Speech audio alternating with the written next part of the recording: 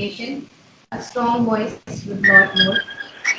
जैसे कि आप देख सकते हैं कि हमारे साथ पंडित अनिल शर्मा जी, नमस्कार पंडित अनिल शर्मा जी। नमस्कार सर, हमने बहुत सुना है आपके बारे में, तो और आरजू काजमी जी के साथ ही साथ हालांकि हमने सुना है कि अभी आपका इंटरव्यू था, तो हमने देखा कि आपने उससे काफ़ी बातचीत करी। तो सर, हम आपसे कुछ जानना चाहेंगे इतिहास के बारे में, भारत के इतिहास के बारे में हम जानना चाहेंगे। ऐसा है कि भारत का इतिहास बहुत महान है और अगर मैं ये कहूँ कि उसका बहुत कुछ हिस्सा जो है वो हमारे 18 पुराणों में मिलता है। पुराण सिर्फ एक धार्मिक ग्रंथ ही नहीं है, उनमें भारत का वो महान इतिहास भी है जिसको प्रत्येक भारतीय को बहुत श्रद्धा से पढ़ना चाहिए, क्योंकि भारत बहुत समय तक विदेशियों के नियंत्रण में रहा और उन्होंने भारत के इतिहास को बहुत तोड़ा मरोड़ा।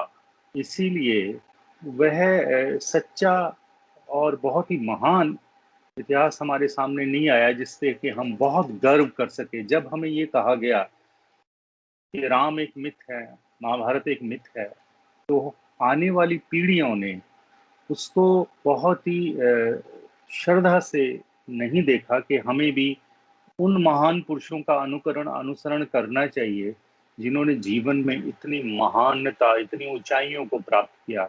जब उसको सिर्फ मिथ ही कह दिया गया, और मैं ये मानता हूँ कि प्राचीन काल में गुरुकुलों में जब सारे विषयों को पढ़ाया जाता था तो इतिहास को भी पढ़ाया जाता था।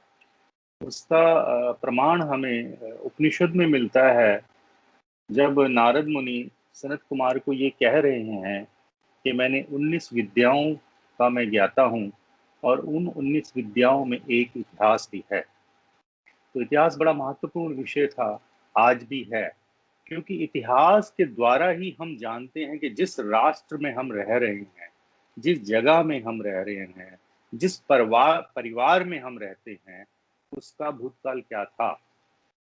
तो भारत का इतिहास बहुत महान रहा है, और अगर उसको मैं महाभारत से लूं, मैं राम से ना लेके महाभारत से लूं, महाभारत के काल तक ये देश बहुत उन्नतियों पे था, बहुत शीघ्र पे था। जब महाराजा युधिष्ठिर जो थे, सम्राट युधिष्ठिर पूरे विश्व के आखिरी सम्राट थे, मैं ऐसा कह सकता हूँ। महाभारत ने हमारे देश को बहुत क्षति पहुंचाई, बहुत नुकसान पहुंचाया, क्योंकि उस युद्ध में उस समय 50 लाख से लेकर 55 लाख लोगों की मृत्यु हुई, जिसमें वो लोग भी थे जो इस इंडिया को बहुत नींव थे इस भारत की, जिन्होंने इस भारत को बहुत उन्नतियों पे पहुंचाया। उसके बाद महाभारत के युद्ध के बाद डाउनफॉल आना शुरू हुआ इस देश में, और बाहर की जो शक्तियां थी उनको भारत में आने का एक तरह से अवसर मिला। उससे पहले तो जब इस देश में अर्जुन जैसे महायोद्धा थे जिनके भय से कोई भारत के बारे में सोच भी नहीं सकता था, भीम जैसे इतने महान योद्धा थे, अर्जुन जैसे इतने महान योद्धा थे। महाभारत के युद्ध के भी 2000 साल तक ये देश सुरक्षित रहा। उसके बाद फिर इस देश में, भारतवर्ष में, बाहर से जो विदेशी संस्कृति थी, कल्चर था, जिसको ऐसा कहते हैं शक शकहून, किरात और तुर्क, ये लोग आए, क्योंकि भारत उस वक्त संगठित नहीं था। भारत को जो जोड़ती थी, देखिए एक घटना मैं आपको बताऊं, अलेक्जेंडर के साथ उसके इतिहासकार आए, ऐसी पद्धति थी कि रोजमर्रा की घटनाएं लिखने वाले लोग होते थे राजाओं के साथ। जैसे 6ठी शताब्दी में हर्ष चरित्र लिखने वाले कवि बाण भट्ट थे, तो उन्होंने हर शरीफ जो लिखा वो प्रमाण है। उस वक्त सेना कैसे चलती थी, राजा का क्या व्यवहार था, दरबार में क्या हो रहा था, वो पूरा उन्होंने लिखा। इसी तरह अलेक्जेंडर के साथ जो यूनान से उसके इतिहासकार आए, उन्होंने ये लिखा है कि जब हम हिंदू कुश से आगे आए तो एक गणराज्य था। गणराज्य का मतलब है उस राज्य को 100 लोगों की परिषद चलाती थी, एक अकेला राजा नहीं था, वो गणराज्य था। तो वो गणराज्य जिसका नाम वह इतिहासकार कठलोई लिखते हैं, कठलोई। अगर हम इस नाम को देखें तो इसमें जो शब्द आते हैं वह कठलोई, और कठ शब्द जो कठोपनिषद से भी जुड़ता है, वह कठलोई। और मैंने जब इसको बहुत खोजा तो कठ एक जगह का नाम भी है पठानकोट के पास। तो इसी तरह वह कठलोई के बारे में वह लिखते हैं कि वो कोई 25, हाँ बोलिए। कोई सर, कोई मैं लोगों को और बताना चाहूंगी कि हमारे सर ने 2 किताबें भी लिखी हैं वेदों के बारे में। इनका ने हाँ, किताबें भी लिखी हैं 2, जो कि बहुत अच्छी बात है। सर, मैं एक और सवाल आपसे करना चाहूंगी कि क्या आपको लगता है कि भारत विश्व गुरु बनने के लिए अग्रसर है? हाँ, मैं वही आपको बता रहा हूँ कि देखिए, जब हम अपने पुराने इतिहास को देखेंगे तो वर्तमान हम बहुत अच्छा बना सकते हैं, और वर्तमान अच्छा होएगा तो भविष्य बहुत अच्छा होएगा। मैं उस कठलोई के बारे में आपको बता रहा हूँ कि वह यूनानी इतिहासकार, ये एविडेंस है, ये कोई झूठी बात नहीं है, कि वो ये लिखते हैं कि वह इतने निडर योद्धा हैं।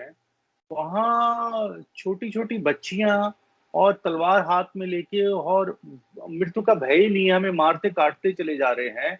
और सिर्फ 10-12 हजार सैनिकों ने हमारी 1 लाख सैनिकों को सफाया कर दिया ज्यादातर।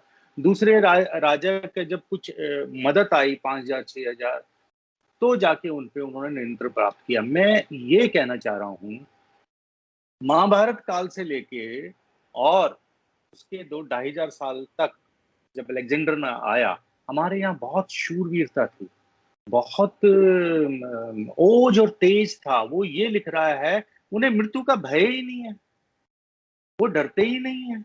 इसके पीछे कारण क्या था, क्या चीज उन्हें उस ऊर्जा और शक्ति दे रही थी? इस चीज को जब खोजा उन्होंने, तो उन्होंने ये देखा कि ये कोई पुस्तक है जिसे ये वेद कहते हैं, उसको मानते हैं। ये किसी व्यक्ति के आगे मस्तक झुकाते हैं जिसे ये ऋषि या आचार्य कहते हैं। ये कोई आग जला के उसमें घी और सामग्री इत्यादि डालते हैं जिसे ये यज्ञ कहते हैं। ये जो चीजें हैं, इनको आत्मा का बल, शरीर का बल और बुद्धि का बल दे रही है। इन चीजों को उन्होंने नष्ट किया।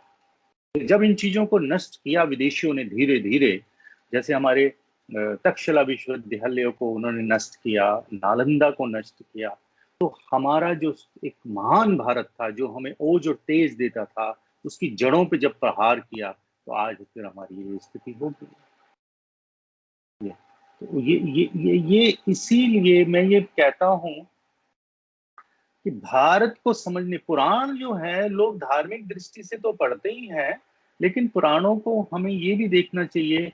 वंशावली है राजाओं की, उसमें उसमें भारतवर्ष के बारे में बहुत एविडेंस हैं, बहुत बहुत अद्भुत चीजें हैं, जो प्रत्येक भारतीय को अपने घर में पुराण और वेद और शास्त्र उपनिषद जरूर रखने चाहिए। उपनिषद में भी बहुत ऐतिहासिक चीजें हैं।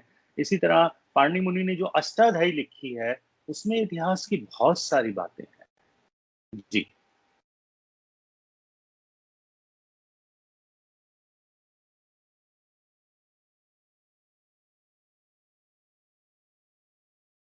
सर, बहुत बहुत शुक्रिया आपका हमारे साथ जुड़ने के लिए।